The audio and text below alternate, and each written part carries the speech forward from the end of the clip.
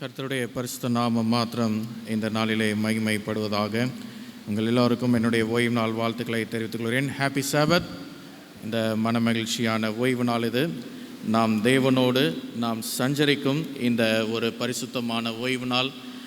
நாம் எல்லோரும் அறிந்திருக்கிறது போல இது ஒரு விசேஷித்த ஓய்வு நாள். நாளைய தினத்தின் தெய்வீக ஆராதனையை தொடர்ந்து நாம் பரிசுத்த திருவிருந்து ஆராதனையை நாம் ஆசரிக்க இருக்கிறோம்.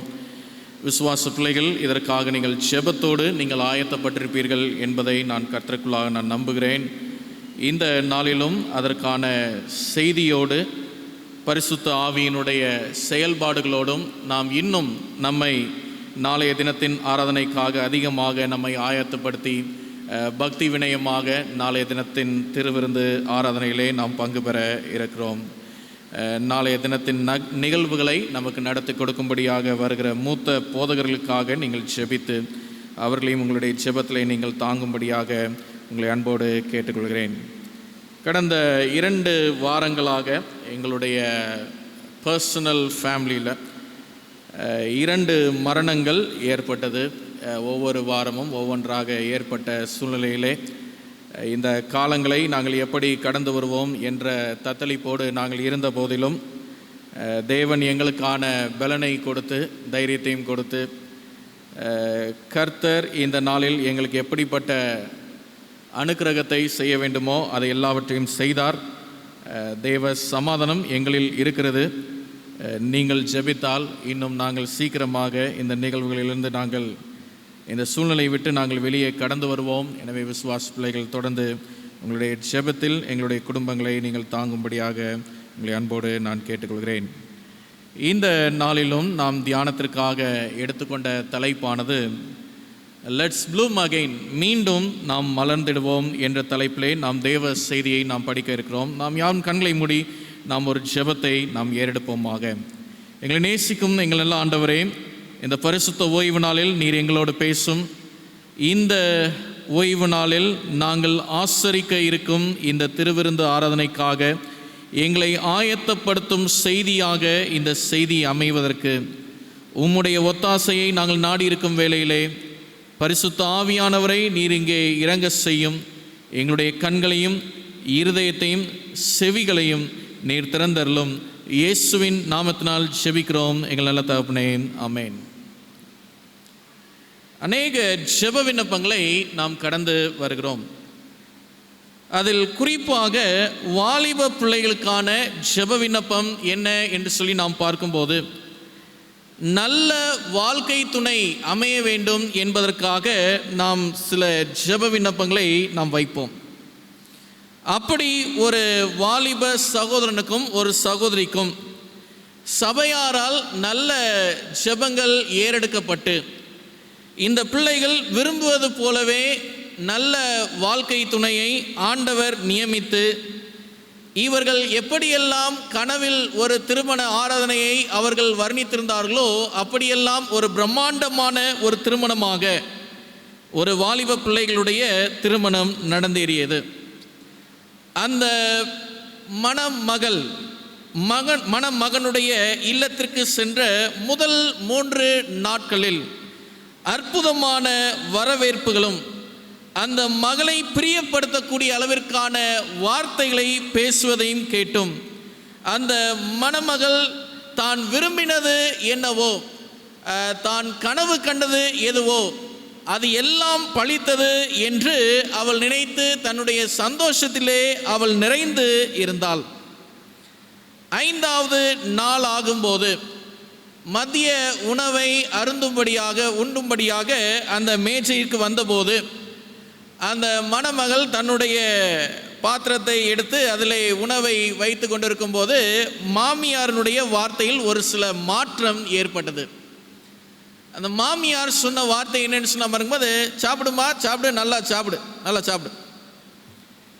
இந்த வார்த்தைக்கு ஒரு வித்தியாசம் இருக்கிறது. 4 நாட்கள் இப்படிப்பட்ட வார்த்தையை கேட்கவில்லை. 5வது நாளில் இப்படி ஒரு வித்தியாசமான உணர்வு இந்த மாமியாரிடத்திலிருந்து வெளிப்படும் போது அவருடைய கணவரிடத்தில் சென்று இந்த மணமகள் கேட்ட வார்த்தை, ஐயா வீட்டில் என்ன நடக்குது, அம்மா ஏன் என்னை இப்படி ஒரு வார்த்தை சொல்லணும், எனக்கு ஒன்றும் புரியலம்மா, நீயாச்சும் உங்கள் மாமியாராச்சு எப்படியாவது இதெல்லாம் சரியாயிரும் அப்படின்னு சொன்னாங்க. இல்லை, நீங்கள் எனக்கு சொல்லி தான் ஆகணும்னு சொல்லி மனைவி கணவனை வற்புறுத்தும் போது அந்த கணவன் சொன்ன ஒரு வார்த்தை, எல்லா தவறுகளும் உன்னில் தான் இருக்கிறது. திருமணமாகி 5 நாட்களிலே 5 நாட்களில் என்ன தவறு? ஒரு குடும்பத்திற்குள்ளாக பிரளயத்தை கொண்டு வரக்கூடிய அளவுக்கு 5 நாட்களில் என்ன தவறு? இந்த மணமகள் பேச தொடங்கின வார்த்தை என்னன்னு சொன்னா பாரும்போது, என்ன தவறு என்று சொல்லுங்கள், நான் எப்படியாவது இதை நான் சரி செய்து கொள்கிறேன். அந்த கணவன் சொன்ன வார்த்தை, உங்கள் தகப்பனார் வாக்கு கொடுத்தது போல ரொக்கம் மற்ற உரிமைகள் எல்லாம் கொடுத்தாரா அப்படின்னு சொல்லி ஒரு கேள்வி கேட்டாரு. அந்த மணமகள் சொன்ன வார்த்தை, அதெல்லாம் கொடுத்துருக்குறாங்க, ஏறக்குறைய கொடுத்து முடித்தார்கள், கொஞ்சம் கொடுக்க வேண்டியது இருக்கிறது.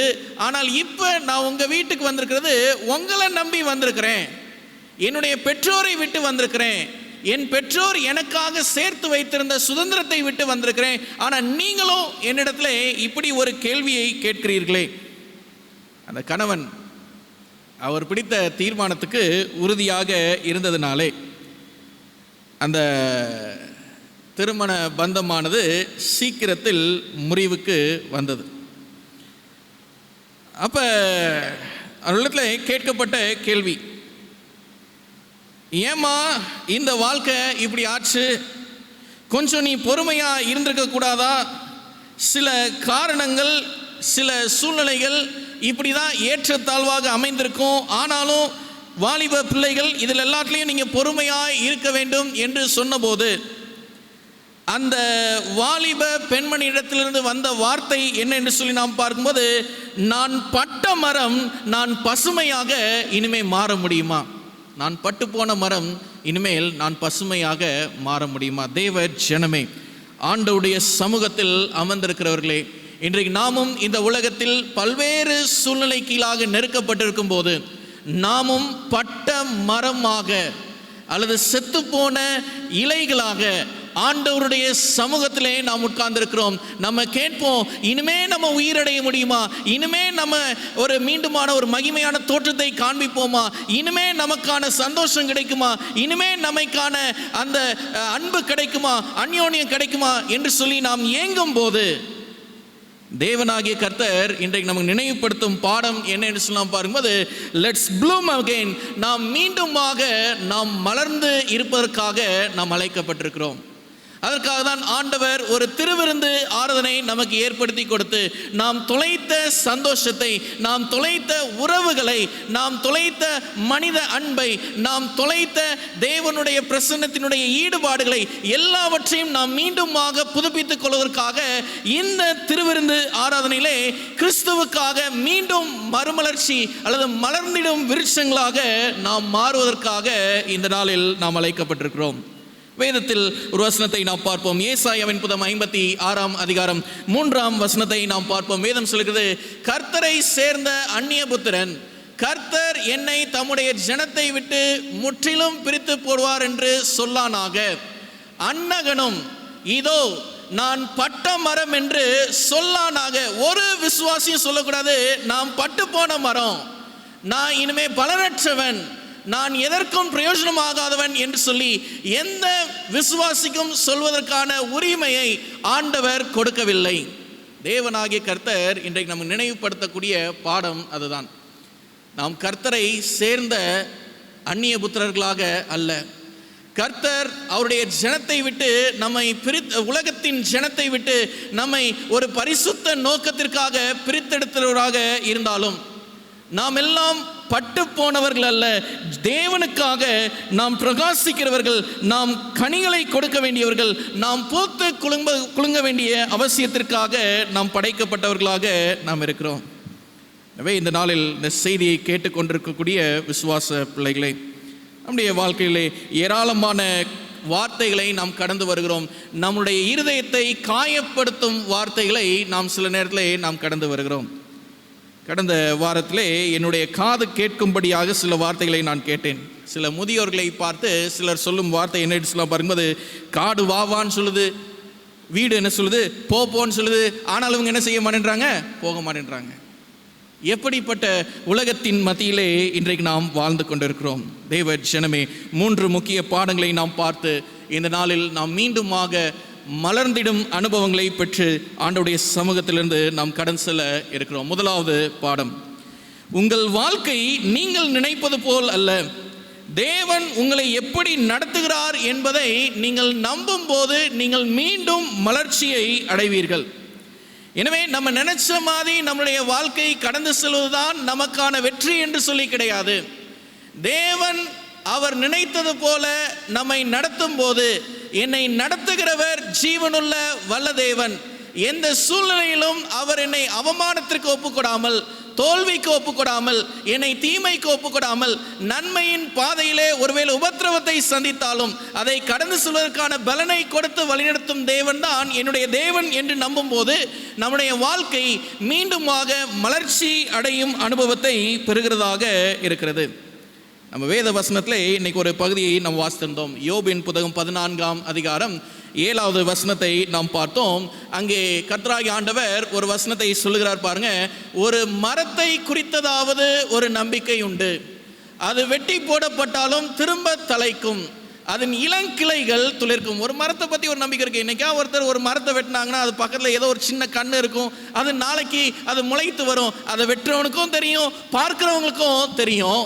8வது வசனம் சொல்லியிருக்கிறது பாருங்க, அதன் வேர் தரையிலே பழையதாகி அதன் அடிக்கட்டை மண்ணிலே செத்தாலும் தண்ணீரின் வாசனையினால் அது துளிர்த்து இளம் மரம் போல கிளைவிடும். தண்ணீரின் வாசனை, சரியா? தண்ணீரினுடைய ஒரு வாசனை பட்டாலே போதுமா, அந்த வேர், அந்த அடிமரம் மீண்டுமாக துளிர்த்து அது இளம் மரம் போல காட்சி அளிக்கிறதாக இருக்கிறது. அன்பு விசுவாச பிள்ளைகளே, இன்றைக்கு நாமும் ஆண்டவருடைய பார்வையிலே அந்த அடிமரம் போல இருக்கிறோம். தண்ணீரின் வாசனையை அனுதினமும் ஒவ்வொரு ஓய்வு நாட்களாக ஆண்டவர் நமக்கு கொடுத்து கொண்டிருக்கிறார். அந்த தண்ணீரின் வாசனையை நாம் நுகர்ந்து பார்க்கும்போது நாமும் இளம் மரம் போல கிளை விடுகிறவர்களாக நாம் மாற வேண்டும்.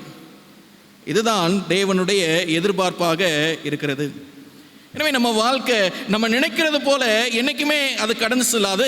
என்னை ஆண்டவர் இப்படி வழிநடத்துறார் என்று சொல்லி நாம் நம்பும் போது அந்த இடத்துல ஆண்டவருடைய நாமம் மகிமைப்படுவது மாத்திரமல்லாமல் அந்த சூழ்நிலையில் நாம் பார்க்கும்போது நம்முடைய வாழ்க்கையில் நாம் மீண்டும் ஒரு மலர்ச்சி அடையும் அனுபவத்தை நாம் பெறுகிறவர்களாக இருக்கிறோம்.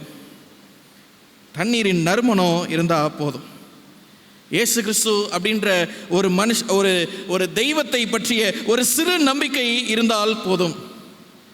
எனவே நம்ம வேதத்தில் நம்ம படித்திருப்போம், சுவிசேஷத்தில் ஒரு வார்த்தை சொல்லும் ஆண்டவரே, என்னுடைய வேலைக்காரன் என்ன செய்வான்? சுஸ்தமாவான். ஒரு வார்த்தை சொல்லுங்க ஆண்டவரே, ஒரு வார்த்தை சொல்லுங்க. இன்னைக்கு நம்மளுடைய பலவீனமான நேரத்தில் நம்ம ஆண்டவரத்திலே நாம் பார்த்து கேட்பது, ஆண்டவரே ஒரு வார்த்தை சொல்லுங்க, ஒரு வார்த்தை. நான் நினைக்கிற மாதிரி நான் வாழணுன்ற அவசியம் எனக்கு இல்லை, நீங்கள் என்னை எப்படி நடத்துறீங்க என்பதுதான் என்னுடைய பிரயாசமாக இருக்கிறதுனால ஆண்டவரே உம்முடைய வார்த்தையினுடைய வாசனையை எனக்கு கொஞ்சம் தந்துடலுங்க. கொஞ்சம் ஆண்டவருடைய வசனத்தை நாம் படித்தோம் என்று சொன்னால் தேவன் நம்மை பெரிதும் ஆசீர்வதிக்கிறவராக இருக்கிறார். உபாகமம் புத்தகம் 28ஆம் அதிகாரத்திலே அதற்கான ஆசீர்வாதங்களை குறித்து நாம் வாசிக்கின்றோம். ஒரு வீரமங்கை என்று சொல்லப்படக்கூடிய ஒரு பெண்மணி, ஐரினா சென்ட்லர், போலாந்து தேசத்தை சார்ந்தவர்கள். 2ஆம் உலகப் போர் 1939ஆம் ஆண்டு தொடங்கி 1945ஆம் ஆண்டு வரைக்கும் நடைபெற்ற காலங்களிலே இந்த பெண்மணி ஒரு அற்புதமான ஒரு அனுபவத்தை செய்தார்கள். இந்த அம்மாவுடைய வயது ஏறக்குறை 29 வயதாக இருந்தது. போலாந்து தேசத்தை சார்ந்தவர்கள். இந்த 2வது உலகப் போர் நடக்கும் காலத்தில் இவங்க ஒரு சோஷியல் ஒர்க்கர், ஒரு சமூக சேவை ஆர்வலர்.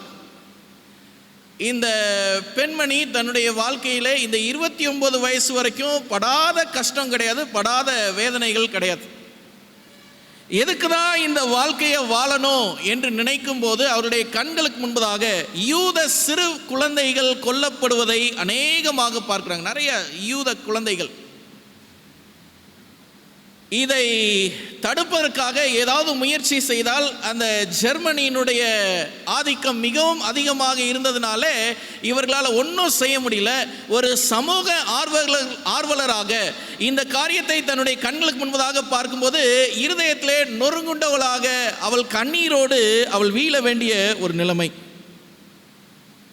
ரகசியமாக ஒரு திட்டம் ஒன்று வைத்து இந்த குழந்தைகள்லாம் எப்படி காப்பாற்றினாங்கன்னு சொல்லலாம் பார்க்கும்போது அவர்களெல்லாம் கடத்தி கொண்டு போய் அவங்களுக்கு ஒரு விதமான ஒரு வாயு ஒன்று செலுத்தி அவங்க எல்லாத்தையுமே மயங்க செய்து அவங்க எல்லாத்தையுமே அவங்க காப்பாற்றி ஏறக்குறைய 22,500 யூத குழந்தைகளை அவர்கள் காப்பாற்றினார்கள் அந்த ஜெர்மானியர்கள் கரத்திலிருந்து. இத்தனை குழந்தைகளை காப்பாற்றினது பிற்பாடு அரசாங்கம் இதை பார்த்து இவர்கள் மேலே ஒரு மரண தண்டனை கொடுக்க வேண்டும் என்று சொல்லி 1943ஆம் ஆண்டு தீர்மானித்தார்கள். ஆனால் 1944ஆம் ஆண்டிலே இந்த பெண்மணி விடுவிக்கவும் பட்டார்கள். வாழ்க்கையில் அர்த்தத்தை தெரிஞ்சு கொள்கிறாங்க. நான் எப்படி வாழணும்னு நினச்சினோ அதுபடி நான் வாழலை. ஆண்டவர் என்னை கொண்டு என்ன செய்யணும்னு நினச்சாரோ அதை செஞ்சிட்டார், எனக்கு போதும். முதிர் வயதை எட்டும் வரைக்கும் உயிரோடு இருந்து ஆண்டவருக்காக சேவை செய்தார்கள். தேவ ஜனமே, என்றைக்குமே நாம் விரும்புவது போல நம்முடைய வாழ்க்கை அது கடந்து செல்வது இல்லை. ரோமரின் நிருபம் 15ஆம் அதிகாரம் 13ஆம் வசனம் வேதம் சொல்லுகிற ரோமரின் நிருபம் 15ஆம் அதிகாரம் 13ஆம் வசனம், பரிசுத்த ஆவியின் பலத்தினாலே உங்களுக்கு நம்பிக்கை பெருகும்படிக்கு நம்பிக்கையின் தேவன் விசுவாசத்தினால் உண்டாகும் எல்லாவித சந்தோஷத்தினாலும் சமாதானத்தினாலும் உங்களை நிரப்புவாராக. தேவ ஜனமே, இன்றைக்கு ஆண்டவர் நம்மை வழிநடத்துவதுதான் இன்றைக்கு தேவன் நமக்கு கொடுக்கக்கூடிய ஒரு மலர்ந்திடும் அனுபவம் என்று சொன்னால், இன்றைக்கு இந்த வசனத்தை நம்முடைய கண்களினாலே நாம் திறந்து பார்ப்போம். பரிசுத்த ஆவியின் பலத்தினாலே நமக்கு நம்பிக்கையை பெருக செய்யக்கூடிய தேவன். யாரோ ஒருத்தருடைய வாழ்க்கைக்கு உங்களுடைய வாழ்க்கையை ஆண்டவர் ஒரு சுவிசேஷமாக மாற்ற இருக்கிறார். எனவே தேவ ஜனமே, நீங்கள் சந்தோஷத்தினாலும் சமாதானத்தினாலும் நீங்கள் நிறைந்திருக்கிறவர்களாக இருக்க வேண்டும். ஒரு பக்தன் ஒரு பாடல் ஒன்று எழுதுறாரு பாருங்க. இயேசு நீங்கள் இருக்கையில் நாங்கள் சோர்ந்து போவதில்லை. நீங்கள் என்ன செய்வீங்க? எல்லாத்தையும் பார்த்துக்கொள்வீங்க. அப்போ ஆண்டவராக இருக்கிற இயேசு கிறிஸ்து இருக்கும்போது இன்றைக்கு நான் மீண்டுமாக நான் மலர்ந்திடுவேனா என்று சொன்னால் பார்க்கும்போது, ஒரு மரம் மலரும் என்று சொன்னால் என்னை நட்ட ஆண்டவர் தண்ணீரை பாய்த்துதான் ஆக வேண்டும். என்னை ஜீவனோடு வைத்திருக்கிற தேவன் என்னைக்காவது ஒரு நாள் என்னை மலர செய்யதான் வேண்டும். பிரான்சிஸ் சேவியர் என்று சொல்லக்கூடிய ஒரு ஆசிரியர் அட்வென்ட் வேர்ல்ட் ரேடியோ ஸ்பீக்கராக பணியாற்றி கொண்டிருந்தார். அவருக்கு ஒரு புற்றுநோய் ஏற்பட்டது. கொஞ்ச நாளில் அவர் மரணம் அடைந்துருவார் என்று சொல்லி அவர் அங்கேருந்து பணி மாற்றம் செய்து அவருடைய சொந்த ஊர்லேயே வைக்கிறாங்க. கொஞ்ச நாளில் அவர் மரணம் அடைந்துருவார். சரி, இவருக்கும் தெரியுது கொஞ்ச நாளில் மரணம் அடைந்து விடுவேன் என்ற காரியம் அவருக்கு தெரிந்தபோது, இந்த பிரான்சிஸ் சேவியர் செய்த காரியம் என்னன்னு சொல்லலாம் பார்க்கும்போது, ஒரு சைக்கிளை எடுத்துகிட்டு அதில் ஒரு பைபிள் வச்சுட்டு ஒரு பாட்டில் தண்ணி வச்சுட்டு அவரால் எங்கெல்லாம் ஒரு நாள் எவ்வளோ தூரம் சைக்கிளில் போயிட்டு ஊழியம் பண்ணி ஆண்டோடைய அன்பை சொல்லிட்டு வர முடியுமோ அதெல்லாம் அவர் ஈடுபாடோடு செய்தார். ஆண்டவர் அவருக்கு வருஷத்தை செத்துருவாருன்னு சொல்லி அனுப்பி வச்சாங்க. 12 வருஷம் உயிரோடு இருந்தார். 12 வருஷம். சீக்கிரம் மரித்துருவாருன்னு சொல்லி அனுப்பி வச்சாங்க. 12 வருஷம் உயிரோடு இருந்தார். அத்தனை வருஷம் அந்த ஏடபிள்யூஆர் ஸ்பீக்கராக ஒரு 4 சவத்துக்குள்ளே உட்காந்து தேவ செய்தியை சொல்லிட்டு இருந்த ஊழியத்தை காட்டிலும் மக்களை சந்தித்து அவர்களுக்காக வேதத்தை படித்து ஜெபம் பண்ணின அனுபவத்திலே அநேக ஆத்துமாக்களை சம்பாதித்தார். உங்களுடைய வேதனையிலையும் ஆண்டவருடைய நாமம் மகிமைப்படும்படியாக உங்களுடைய வாழ்க்கையை ஆண்டவர் பயன்படுத்துகிறவராக இருக்கிறார். எனவே உங்கள் வாழ்க்கையை நீங்கள் நினைப்பது போல வாழ்வது அல்ல, தேவன் உங்களை எப்படி நடத்துகிறார் என்பதை நீங்கள் நம்பும் போது நாம் மறுமலர்ச்சியை, நாம் மீண்டுமாக மலர்ந்திடும் அனுபவத்தை நாம் பெறுகிறவர்களாக நாம் இருக்கிறோம். நம்முடைய வாழ்க்கையை நம்ம திரும்பி பார்ப்போமே. ஒரு 30 வருஷம் முன்னாடி நம்ம வீட்டில் நம்ம நினச்சது மாதிரி நம்ம வாழ்ந்தோமா? ஒரு 50 வருஷம் முன்னாடி நம்ம வீட்டில் எவ்வளவு வறுமை இருந்துச்சு? ஒரு 70 வருஷம் முன்னாடி நம்ம வீட்டில் ஒரு படி அரிசி வாங்குவதற்காக எவ்வளவு போராட்டத்தோடு நம்முடைய பெற்றோர்கள் மூதாதையர்கள் கடந்து வந்தாங்க. இன்னும் அதுக்கு முன்னாடி சொல்லணும்னு சொன்னால் ஒரு அணா சம்பளம் வாங்குறதுக்காக எவ்வளவு தூரம் வேர்வையை சிந்தினார்கள். தேவ ஜனமே, ஆண்டவர் இன்றைக்கு உங்களையும் என்னையும் மலர்ந்திடும் அனுபவத்திற்கு அழைக்கும் போது, இன்றைக்கு தேவனாகிய கர்த்தர் உங்களுக்கு போதிப்பதெல்லாம் நீங்கள் தேவனை நம்புவதை வைத்தே ஆண்டவர் உங்களை இந்த அனுபவத்திற்குள்ளாக அழைக்கிறார். இரண்டாவது பகுதிக்குள்ளாக நம்ம கடன் செல்வோம். உங்கள் ஆண்டவரே உங்கள் தகுதி என்பதை நீங்கள் நம்பும்போது நாம் மலர்ந்திடுவோம். எப்பெல்லாம் மலர்ந்துடுவோம்? முதல்ல ஆண்டவரை நம்ம நம்பும்போது, ஆண்டவருடைய வழிநடத்துதலை நம்பும்போது. ரெண்டாவது, ஆண்டவர் தான் என்னுடைய தகுதி என்று சொல்லி நாம் நம்பும்போது தேவனாகிய கர்த்தர் நம்மை மலர்ந்திடும் அனுபவத்திற்குள்ளாக கொண்டு வருகிறார். சில நேரத்தில் பார்க்கும்போது ஆண்டவர் யாரை அவருடைய ஊழியத்திற்காக அழைக்கிறார் என்று சொல்லி நாம் பார்க்கும்போது, பேதுரு யாரு? ஒரு மீனவர், அப்படிதானே? ஆண்டவருடைய அந்த ஊழியர் செய்யக்கூடிய அந்த சீஷர்களாக இருந்த 12 பேரில் யாராவது பெரிய படித்தவங்க இருந்திருப்பாங்களேன்னு சொல்லி பார்க்கும்போது ஆண்டவர் அப்படி யாரையுமே பெருசாக அவர் சேகரித்து எடுக்கல. ஒருவேளை லூக் ஒருவேளை ஒரு டாக்டராக இருந்தார், லூக்கா ஒருவேளை ஒரு டாக்டராக இருந்திருக்கலாம், சுவிசேஷத்தை எழுதின லூக்கா. ஆனால் மற்றவங்க எல்லாமே பார்க்கும்போது எளிய நிலைமையில் இருந்து வந்தவர்கள். ஆனால் எல்லாருமே ஆண்டவருடைய அழைப்பை மாத்திரமே அவங்க கவனித்து பார்த்தாங்க. ஆண்டவர் பேதுருவை பார்த்து, நீ என்னை பின்பற்றி வருகிறாயான்னு சொன்ன கேட்டதும் அவர் வலையை போட்டுட்டு அப்படியே பின்னாடி வந்தார். அவருடைய தகுதி அதுதான். அந்த பேதுரு ஒருவேளை மீனவராக இருந்திருந்தார் என்று சொன்னால் அவர் ஒருவேளை அந்த மீன் பிடிக்கிறதும் வியாபாரம் பண்ணுறதும் இதிலேயே அவருடைய வாழ்க்கை சரித்திரம் முடிக்கப்பட்டிருக்கும். ஆனால் அவருடைய வாழ்க்கை ஒரு மலர்ந்திடும் அனுபவத்திற்கு வந்தது எப்போ என்று சொல்லி நாம் பார்க்கும்போது, ஆண்டவருடைய அழைப்பிற்கு தன்னை தகுதிப்படுத்தி அதை நம்பி அவர் கடந்து வரும்போது. தேவ ஜனமே, நம்முடைய வாழ்க்கையும் சாதாரண சரித்திரமாக இந்த பூமியிலே நிறைவடையக்கூடாது. பரலோகத்தின் தேவனுடைய ஒரு மெய்யான சத்தியத்திற்குள்ளாக அழைக்கப்பட்டிருக்கிற நீங்களும் நானும் நம்முடைய வாழ்க்கையில் தேவனாகிய கர்த்தரே நம்முடைய தகுதியாக இருக்கும்போது, இன்னைக்கு உன்னதமான தேவனுடைய ஒரு உயர்ந்த நோக்கத்திற்கு நாம் பங்கு பெறுகிறவர்களாக நாம் இருக்கிறோம். ஏசாயாவின் புத்தகம் 56ஆம் அதிகாரம் 3ஆம் வசனத்தையும் 5ஆம் வசனத்தையும் நாம் பார்ப்போம். வேதம் சொல்கிறது, கர்த்தரை சேர்ந்த அந்நியபுத்திரன் கர்த்தர் என்னை தம்முடைய ஜனத்தை விட்டு முற்றிலும் பிரித்து போடுவார் என்று சொல்லானாக. அன்னகனும் இதோ நான் பட்டமரம் என்று சொல்லானாக. 5ஆம் வசனத்தை பார்ப்போம். நான் அவர்களுக்கு என் ஆலயத்திலும் என் மதில்களுக்குள்ளும் குமாரருக்கும் குமாரத்திகளுக்கும் உரிய இடத்தையும் கீர்த்தியையும் பார்க்கிலும் உத்தம இடத்தையும் கீர்த்தியும் கொடுப்பேன், என்றும் அழியாத நித்திய நாமத்தை அவர்களுக்கு அருளுவேன் என்று சொல்லி நாம் பார்க்கிறோம். Don't worry, God shall withstand for us. ஒருபோதும் நாம் சஞ்சலத்தில் நாம் துவண்டு போக வேண்டியவர்கள் அல்ல. தேவன் நம் பட்சமாக நின்று நமக்கு மீட்பை கொடுக்கிறவராக இருக்கிறார். என்றும் அழியாத நித்திய நாமத்தை அவர் நமக்கு தந்தருளும் தேவனாக இருக்கிறார்.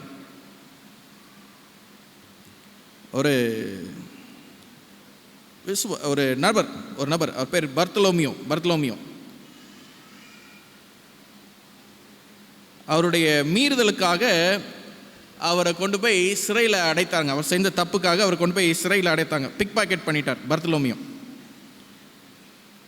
அவர் சிறைச்சாலையில் போன பிற்பாடு அந்த சிறை அறையில் இருக்கும்போது சிரிச்சுக்கிட்டே இருந்தாராம். என்ன சிரிச்சுக்கிட்டே இருக்கார்? தண்டனை வாங்கியிருக்காரு, சிறையில் போய் சிரிச்சுக்கிட்டே இருக்கிறாரு. அப்போ பக்கத்தில் போய் ஒரு காவலர் கேட்குறாரு, என்னப்பா நீ சிரிச்சுக்கிட்டே இருக்கிற, உனக்கு எதுவும் பிரச்சனையா? இல்லை, எனக்கு எந்த பிரச்சனையும் இல்லை, நான் சிரிக்கிறேன்னா அப்படின்னு சொல்லி கேட்டார். ஆமாம், நீ சிரிச்சுட்டு தான் இருக்கிற. இல்லை, நான் சிரிக்கலை, என் இருதயத்துக்குள்ளே நான் அழுதுகிட்டு இருக்கிறேன்.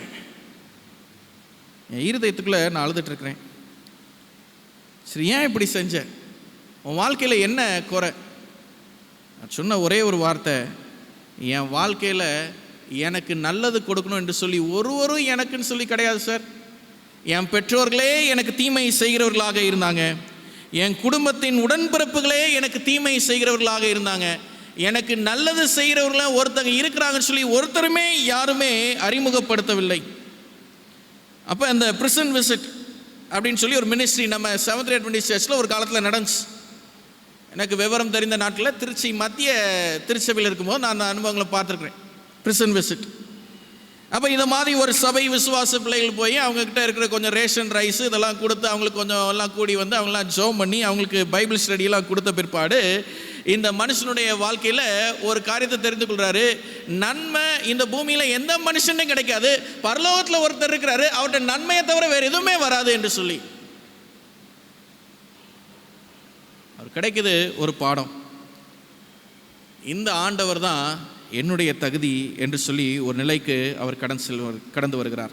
தெய்வ ஜனமே, நம்மளுடைய வாழ்க்கையிலே நாம் வெற்றிக்காக அழைக்கப்பட்டிருக்கிறோம். பல அவமானங்களை நாம் சந்திக்கிறவர்களாக இருக்கிறோம். எண்ணற்ற வேதனைகளை நாம் கடந்து வருகிறவர்களாக நாம் இருக்கிறோம்.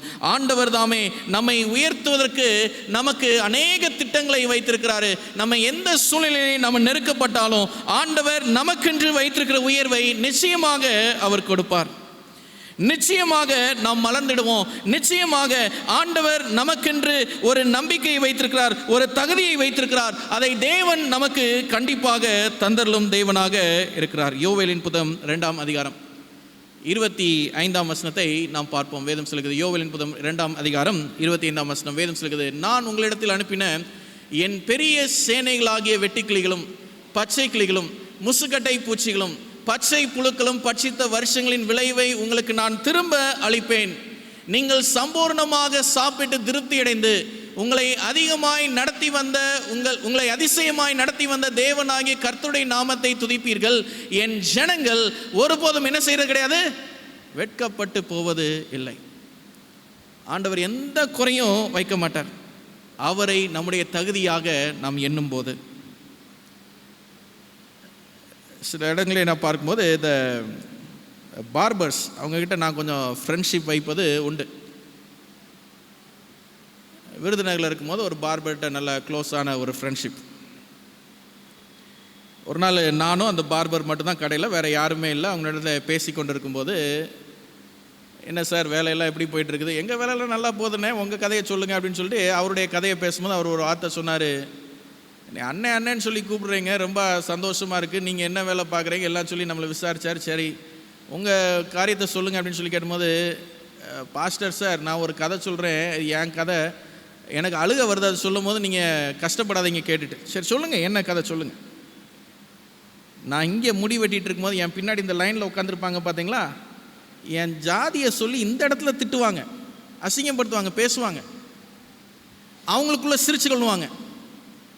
அதே ஆள் தான் இந்த சேர்லேயே வந்து உட்காருவாங்க. அவங்க சொல்கிற மாதிரி நான் அவங்களுக்கு முடி வெட்டி விடணும், ஷேவ் பண்ணி விடணும், நான் சொல்கிற தொகையை சில நேரம் மனசு இருந்தால் கொடுப்பாங்க, இல்லைன்னா அதுலேருந்து அவங்க குறைச்சி கொடுத்துட்டு போவாங்க. இதோடு நான் வாங்கிட்டு நான் வீட்டுக்கு போனேன்னா இங்கே கொடுமைன்னு சொன்னால் அங்கே பல கொடுமைகள் அங்கே உட்காந்துட்டு இருக்கும். எனக்கு கொஞ்சம் எமோஷன் ஆச்சுங்க. சரி வேறு என்ன நடக்குது உங்கள் வீட்டில்? தம்பி சார் இருங்க, இன்னும் கதை முடியலை. எனக்கு எத்தனை வயசு இருக்கும் அப்படின்னு சொல்லி கேட்டார். நான் சொன்னேன், ஒரு 40 வயசு இருக்குமா உங்களுக்கு? இல்லை பாஸ்டர், இல்லை தம்பி எனக்கு 65 வயசாகிடுச்சு, எனக்கு 3 பிள்ளைங்க இருக்கிறாங்க. 3 பிள்ளைங்குமே நீங்கள் பார்க்குறீங்களா, அந்த ஜிஹெச் கவர்மெண்ட் ஹாஸ்பிட்டல், அந்த விருதுநகரில் போஸ்ட் ஆஃபீஸ் கிட்ட ஒரு ஜிஹெச் இருக்கும், அந்த ஜிஹெச்சில் டாக்டராக வேலை பார்த்துட்ருக்குறாங்க. ஆண்டவர் எப்படி வைத்திருக்கிறாரு பார்த்தீங்களே. தகுதியே இல்லைன்னு சொல்லி நம்ம நினைப்போம், அவமானப்படுத்தப்படுவோம், துரத்துண்டவர்களாக நாம் தள்ளப்படுவோம். ஆண்டவர் என்னைக்காவது ஒரு நாள் நம்மை உயர்த்தவில்லை என்று சொன்னாலும் நம்முடைய தலைமுறையை ஆண்டவர் என்ன செய்வார், நிச்சயமாக உயர்த்துவார். அதான் வேதம் சொல்லிருக்கிறது, நீங்கள் சம்பூர்ணமாக சாப்பிட்டு திருப்தி அடைந்து உங்களை அதிசயமாய் நடத்தி வந்த உங்கள் தேவனாகிய கர்த்தருடைய நாமத்தை துதிப்பீர்கள்.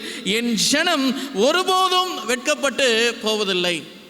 முந்தின வசனம் இன்னொரு காரியத்தை சொல்லிச்சு, இது வரைக்கும் இத்தனை வருஷம் நீங்கள் இழந்தது எல்லாத்தையும் நீங்கள் திரும்ப பெறுவதற்காக. அந்த வசனத்தை நம்ம பார்த்துருவோம். வேதம் சொல்லிக்கிறது பாருங்க, நான் உங்களிடத்தில் அனுப்பின என் பெரிய சேனைகளாகிய வெற்றி கிளிகளும் பச்சை கிளிகளும் முசுக்கட்டை பூச்சிகளும் பச்சை புழுக்களும் பட்சித்த வருஷங்களின் விளைவு. கடந்த வருஷத்தில் என்னென்னத்தையும் நம்ம இழந்துட்டோங்க, இனிமேல் நம்ம அதை இழக்க நம்ம தயாராக இல்லை.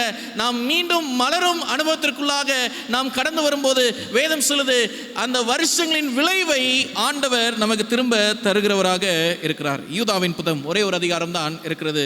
வேதத்தில் 24ஆம் வசனத்தை நாம் பார்ப்போம். வேதம் சொல்லிருக்கிறது, வலுவாதபடி உங்களை காக்கவும் தமது மகிமையுள்ள சன்னிதானத்திலே மிகுந்த மகிழ்ச்சியோடு உங்களை மாசற்றவர்களாய் நிறுத்தவும் வல்லமையுள்ளவரும் தாம் ஒருவரே ஞானமுள்ளவரும் ஆகிய நம்முடைய இரட்சகராகிய தேவனுக்கு கனமும் மகத்துவமும் வல்லமையும் அதிகாரமும் இப்பொழுதும் எப்பொழுதும் உண்டாவதாக. தேவனாகிய கர்த்தருடைய வேலை நம்மை பாதுகாத்து கொண்டிருப்பதே அவருடைய வேலையாக இருக்கிறது. என்னைக்குமே அவர் நம்மை மகிமைப்படுத்துவதற்காக காத்திருக்கிறார்.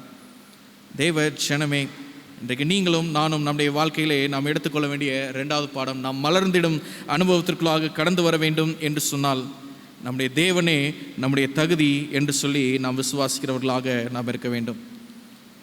3வது பாடத்திற்குள்ளாக நாம் கடந்து வருவோம். கர்த்தரின் நாமம் உங்களுக்கு வேறாக இருக்கும்போது, the name of God, when the name of God stands as a root for a Christian life, ஒரு கிறிஸ்தவனுடைய வாழ்க்கையிலே கிறிஸ்துவின் நாமமே அவனுடைய அடிவேராக இருக்கும்போது, செத்த நிலைமையில் இருந்தாலும் அவன் மீண்டுமாக புதுப்பிக்கப்பட்டு அவன் செழித்து வளர்கிறவனாக அவன் மாறுவான். திருச்சபையில் இருந்தாலும், குடும்பத்தில் இருந்தாலும், சமுதாயத்தில் இருந்தாலும், நம்முடைய பணியிடங்களில் இருந்தாலும், எங்கே இருந்தாலும், நாம் ஒருவேளை கிறிஸ்தவ வாழ்க்கையிலே நாம் மரித்த தருவாயிலே இருந்தாலும், இன்றைக்கு ஆண்டவர் நம்மை பெயர் சொல்லி அழைக்கும் போது கிறிஸ்துவின் நாமத்தை நம்முடைய வாழ்க்கையினுடைய அஸ்திபாரமாக நாம் வைத்து கட்டும்போது, தேவனாகிய கர்த்தர் நம்முடைய வாழ்க்கையை மீண்டுமாக மலர்ந்திட செய்கிற தேவனாக இருக்கிறார். அதே வசனத்தை நாம் வாசிப்போம். ஏசாயா 56ஆம் அதிகாரம் 3ஆம் வசனம் தொடங்கி 5ஆம் வசனம் வரைக்கும் நாம் பார்ப்போம். வேதம் சொல்கிறது, கர்த்தரை சேர்ந்த அந்நியபுத்திரன் கர்த்தர் என்னை தம்முடைய ஜனத்தை விட்டு முற்றிலும் பிரித்து போடுவான் என்று சொல்லானாக. அன்னகனும் இதோ நான் பட்ட மரம் என்று சொல்லானாக. என் ஓய்வு நாட்களை ஆசரித்து எனக்கு இஷ்டமானவைகளை தெரிந்து கொண்டு உடன்படிக்கையை பற்றி கொள்ளுகிற அன்னகர்களை குறித்து கர்த்தர் சொல்லுகிறது என்னவென்றால், நல்லா கவனிக்க 5ஆம் வசனம், நான் அவர்களுக்கு என் ஆலயத்திலும் என் மதில்களுக்குள்ளும் குமாரருக்கும் குமாரத்திகளுக்கும் உரிய இடத்தையும் கீர்த்தியையும் பார்க்கிலும் உத்தம இடத்தையும் கீர்த்தியும் கொடுப்பேன். என்றும் அழியாத நித்திய நாமத்தை அவர்களுக்கு நான் அருளுவேன். ஆண்டவர் நம்மை ஆசீர்வதிப்பதற்காக காத்திருக்கிறார். The hands of God is waiting to bless his people. தேவனுடைய கரம் அவருடைய ஜனங்களை ஆசீர்வதிப்பதற்காக பரலோகத்தில் அது காத்திருக்கிறது. இன்றைக்கு நம்மளுடைய வாழ்க்கையிலே ஆண்டவர் என்ற நாமமே அடிவேராக இருக்கிறதா? போன வாரத்தில் நம்ம ஒரு வசனத்தை நம்ம படித்திருந்தோம். நாம் எப்பக்கத்திலும் நாம் நெருக்கப்பட்டாலும் நாம் என்ன செய்ய போகிறது கிடையாது, கலக்கம் அடைய போகிறது கிடையாது. நாம் ஒடுக்கப்பட்டாலும் நாம் மனமுறிவு அடைய போகிறது இல்லை. ஏனென்றால் என் தேவன் என்னுடைய வாழ்க்கையின் வேறாக இருக்கும்போது, நான் மரித்த நிலைமையில் இருந்தாலும் நான் மீண்டுமாக நான் உயிர்ப்பிக்கப்படுவேன். தேவ ஜனமே, இயேசுவின் நாமமே நம்முடைய புகலிடமாக இருக்க வேண்டும்.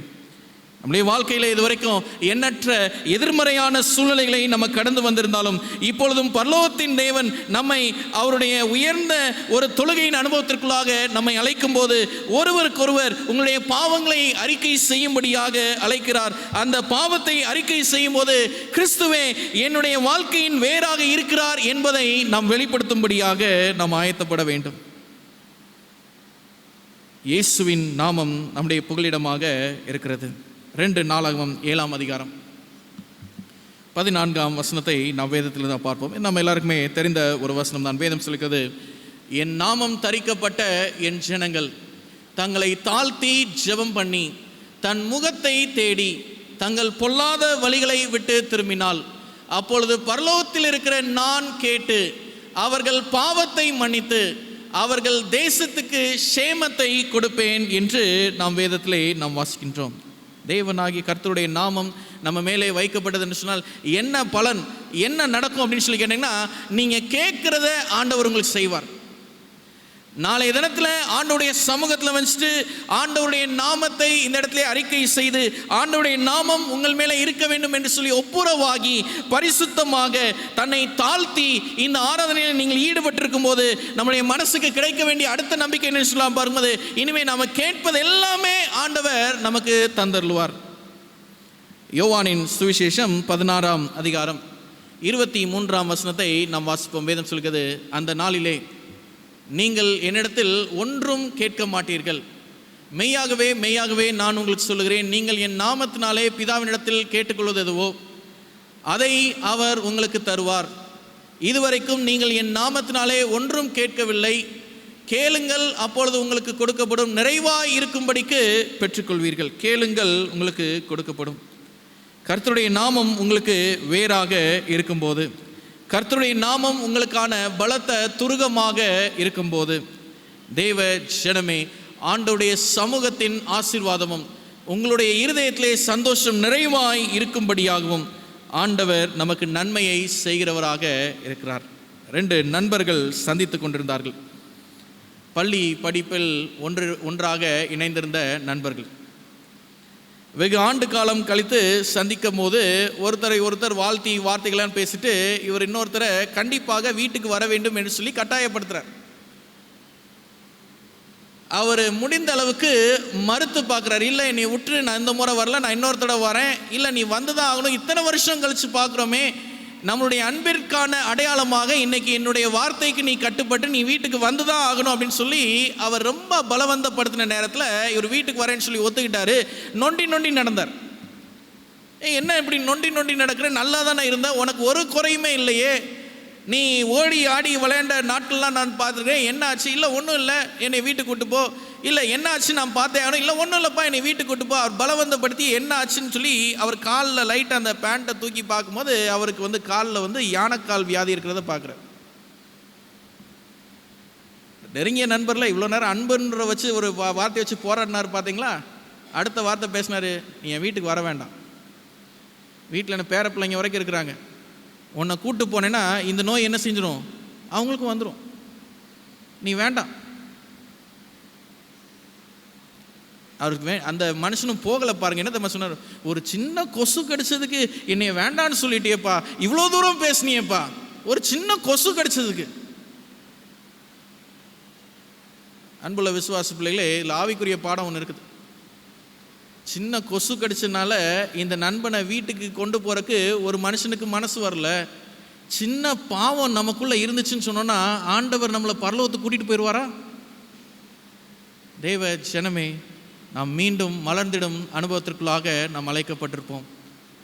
இந்த பரிசுத்த ஓய்வு நாளில் நாம் ஆண்டவரோடு நாம் நெருங்கி இருப்பதற்கும் ஆண்டவர் நம்மில் நிலைத்திருப்பதற்கு ஏதுவாகவும் இந்த தொழுகையிலே நாம் பரிசுத்த நடக்கையோடு நம்மை தாழ்த்தி ஆண்டவரோடு நாம் ஒப்புரவாகி சக விசுவாசிகளோடு நாம் ஒப்புரவாகி உயரிய அனுபவத்திற்குள்ளாக தேவனுடைய சத்தியத்தை பறைசாற்றும் ஜனமாக இந்த திருச்சபைக்கு நாம் இழந்த மகிமையை பெற்றுத்தரும் விசுவாசிகளாக, வாலிப பிள்ளைகளாக, முதியோர்களாக, மூப்பர்களாக நாளை தினத்தில் இங்கே நாம் கடந்து வரும்போது மீண்டும் ஆண்டவர் நமக்கு நினைவுபடுத்த ஒரு பாடம் என்னன்னு சொல்ல வரும்போது, லெட்ஸ் ப்ளூம் அகெயின், நாம் மீண்டும் மறுமலர்ச்சி அடைவோம். தேவன் நம்மோடு இருப்பாராக. ஆண்டவர் நம்மோடு பேசட்டும். ஆமென். யார் முழங்கால் படிட்டு ஜெபம் செய்வோம். எங்கள் கண்மலையும் எங்கள் மீட்பருமான எங்கள் நல்ல ஆண்டவரே, உம்முடைய சமூகத்தில் இந்த பரிசுத்த ஓய்வு நாளை நாங்கள் துவங்கி இருக்கும் வேளையிலே நாங்கள் நன்றி செலுத்துகிறோம். ஆண்டவரே, கடந்த வாரத்தின் நாட்களில் நீர் எங்களை அற்புதமாக பாதுகாத்தீர், எங்களை வழிநடத்தினீர். எங்களை கைவிடாமலும் எங்களுடைய பலன் ஒடுங்கும் போது நீர் எங்களை விட்டு தூர கடந்து செல்லாமலும் எங்களுக்கு சமீபமாய் இருந்ததற்காக நாங்கள் நன்றி செலுத்துகிறோம். இந்த நாளிலும் ஆண்டவரே, இந்த பரிசுத்த ஓய்வு நாளை உம்முடைய சமூகத்தில் நாங்கள் ஆசரிக்கும் போது எங்கள் மனதிற்கு நாங்கள் அறிந்திருக்கிறது போல நாளைய தினத்திலே பரிசுத்த திருவிருந்து ஆராதனை நியமிக்கப்பட்டிருக்கிறது. இந்த திருவிருந்து ஆராதனைக்குள்ளாக நாங்கள் வருவதற்கு கர்த்தர் எங்களை தகுதிப்படுத்தும். ஆண்டவரே, இந்த நாளில் நீர் அதற்காக எங்களுக்கு ஒரு நம்பிக்கையை கொடுத்திருக்கிறீர்.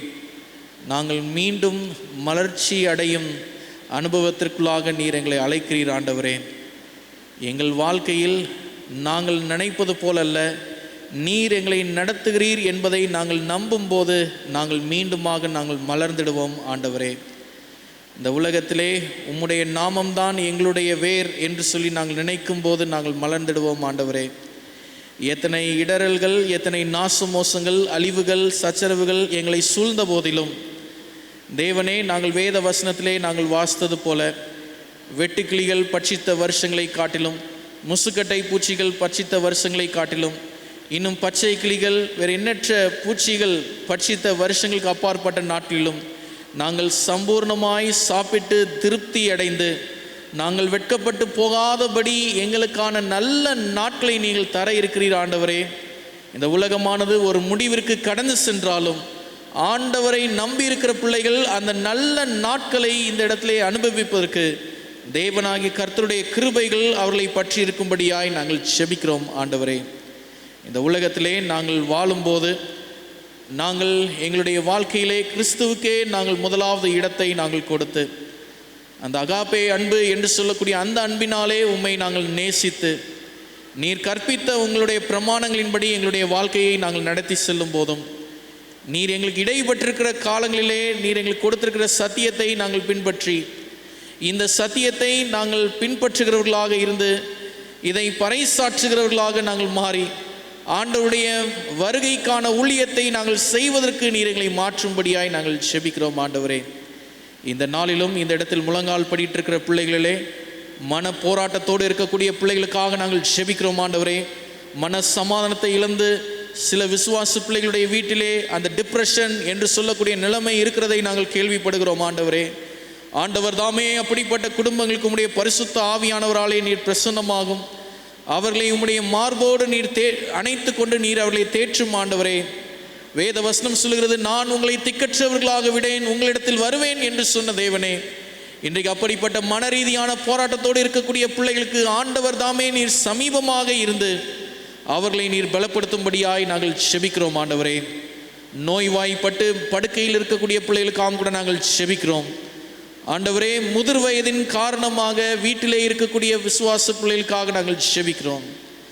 முதிர் வயதிலும் சில பிள்ளைகள் நடக்க முடியாமல் துவண்டு போன நிலைமையில் இருக்கிறதை நாங்கள் பார்க்கிறோம் ஆண்டவரே. அப்படிப்பட்ட பிள்ளைகளுக்காகவும் நாங்கள் செபிக்கிறோம். தேவரீருடைய கிருபை விசேஷமாக இந்த நாளிலே அவர்கள் மேலே இறங்கும்படியாய் நாங்கள் செபிக்கிறோம் ஆண்டவரே. உம்முடைய வல்லமை அவர்களை தொடட்டும். நாங்கள் எதிர்பார்ப்பதெல்லாம் இது ஒன்றேதான். எங்கள் ஆண்டவர் அவர் நல்ல ஆண்டவர்.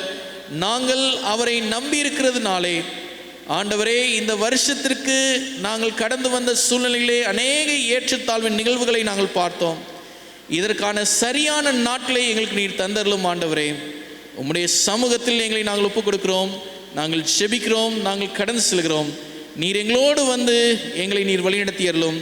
இந்த பரிசுத்த ஓய்வு நாளை நாங்கள் பரிசுத்தமாக ஆசரித்து உம்முடைய நாமத்திற்கு நாங்கள் மகிமையை கொண்டு வரத்தக்க ஜீவியத்தை இந்த நாட்டிலே நாங்கள் காத்துக்கொள்வதற்கு நீர் கிருபையோடு எங்களை வழிநடத்தியறலும். இயேசுவின் நாமத்தினால் செபிக்கிறோம் எங்கள் ஜெபத்தில் நல்ல தகப்பனே, ஆமேன். என் ஆத்மாவே கர்த்தரை ஸ்தோத்திரி, என் முழு உள்ளமே கர்த்தருடைய நாமத்தை ஸ்தோத்திரி. என் ஆத்மாவே கர்த்தரை ஸ்தோத்திரி, கர்த்தர் செய்த சகல உபகாரங்களையும் மறவாதே. ஆமேன். நம்முடைய கர்த்தராக இருக்கிற இயேசு கிறிஸ்துவின் அன்பும் பிதாவானுடைய வழிநடத்துதலும் பரிசுத்த ஆவியானுடைய பிரசனமும் தேவ தூதருடைய பாதுகாவலும் விசேஷமாக இந்த நாளின் தொழுகையில் பங்கு பெற்ற பிள்ளைகளோடும் திருவிருந்துக்காக ஆயத்தப்படும் பிள்ளைகளோடும் இன்றும் என்றும் சதா சர்வகாலமும் இருப்பதாக. ஆமேன்.